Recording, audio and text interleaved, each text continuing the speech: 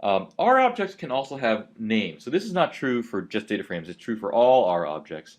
And this can be very useful for writing readable code and self-describing objects. So for example, I'm creating a vector that's an integer sequence 1 to 3, and by default there's no name. So when I call the names function on x, it gives me a null value. However, I can give a name to each element of the vector x. So for example, if I can say the first element is called foo, the second element is called bar, and the third element is called north. So now when I print out my x vector, I get a vector 1, 2, 3, but then each one has a name over it, which is the name I just specified. And so when I call the names function, I get the names that are associated with each element of the vector, foo, bar, and north. Lists can also have names. And so for example, here I'm creating a list with the list function, where the first element is called A, the second element is called B, and the third element is called C.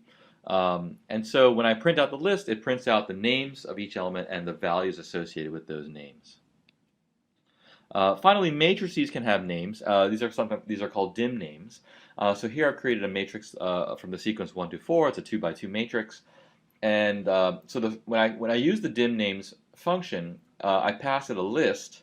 I assign it a list where the first element of the list is the vector of row names, and the second element of the list is a vector of column names. So here I want to name the rows A and B, and I want to name the columns C and D. So that's what I pass to the dim names function.